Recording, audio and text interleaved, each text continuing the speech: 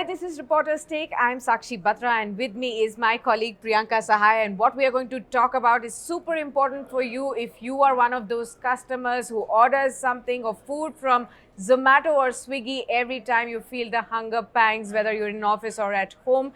You may be shelling out more, and that's a warning. And the details are with Priyanka. Thanks a lot, Priyanka, for joining in.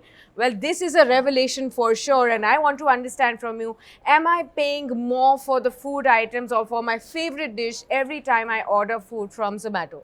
Well, Sakshi, what I would like to tell you, not every time, but certainly many a times you have been paying a premium for everything that you order online in terms of food, either from Swiggy or Zomato or any other online delivery company. Sure. Now, the fact of the matter is that how it conventionally works is that these food items are actually listed on an online platform. Yeah. And the tie-ups are actually happening between the restaurant owners and the delivery companies. Okay. So what essentially happens is that there are moments when these restaurant service providers are not willing to or not at ease to pay an extra delivery fine over and above the cost of the food that they are selling. Yeah. Now suppose if say like an item like a chole bhature comes for ₹60, and thereafter the food delivery company is charging them a 35 or 30 rupee of a delivery fee or commission from them. So Yeah. they would certainly not want to pay that amount of commission for a small ticket size such as ₹60. So in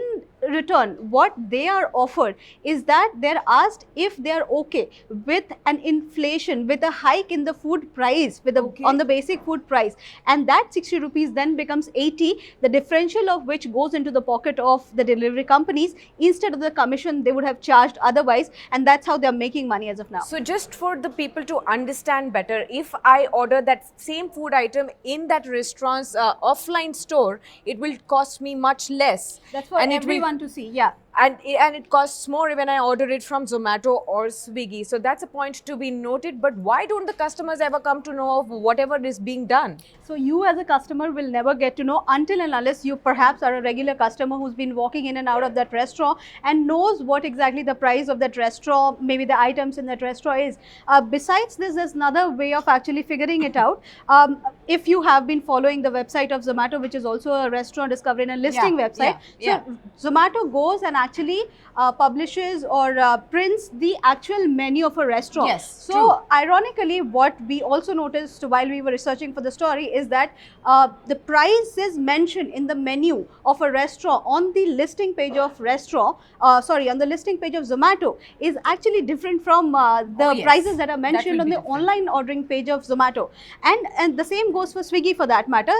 That pricing, there are instances when it would not match with the actual pricing, the online ordering pricing which are listed on Swiggy. So this is one way through which you can figure out, but it's also not a foolproof way. So until and unless you as a customer know the actual price of the items available at a restaurant, you'll never be able to know what the actual price of the Absolutely, product and is. it's all about the kind of effort and time you would want to actually invest in to find out whether such a thing could happen. And this is probably one revelation that you actually found out about in your own research. Right. But as a practice, is this wrong that a food or a restaurant is charging you more for online, food ordering and charging you something different for the same item in offline stores? It's a grey area, Sakshi.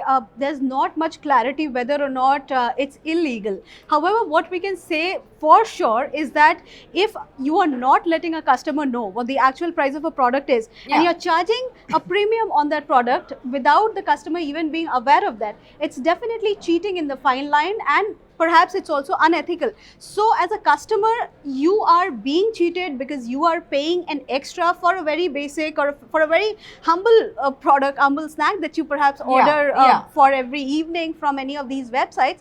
But at the same time, we do not have a certain clarity as to where we are positioned in terms of the legality of this nature. We've spoken to lawyers who categorically told us that the Press Note 2 currently bars online companies from actually influencing the price of a product. Okay. Now, Press Note 2 is something that the government is currently trying to enforce in full spirit. But even as we speak, there's again not much clarity whether the food delivery companies come under the ambit of Press Note 2 or not. And whether non-MRP products will actually have to follow the same Press Note. Because most of these products are non-MRP products. These Yeah. are individual products, and the restaurants are free to decide the price prices of these products. And But each item. exactly, very sure. Again, the catch is that the restaurant. Can the restaurant have differential pricing for the offline customers and the online customers? Yeah. Now, this is a question that needs to be answered. And besides that, as we speak, we also know that the e-commerce policy in the works. Yeah. So by 2020, it's likely that the e-commerce policy will come out in full shape and size. And it's going to be interesting to see what's going to be the ambit of e-commerce policy, whether or not food tech as a sector is sort of covered in full form under that policy. Well, we'll just have to wait and watch out for whether the e-commerce policy really addresses this kind of an issue or not. But in your discussions with these food aggregators, Zomato or Swiggy, have you come to know about anything? What is their stance on it? So, well, we did try to reaching out to both the companies, while Swiggy has not yet commented for the story. Zomato has categorically denied that it indulges in any such pricing behavior.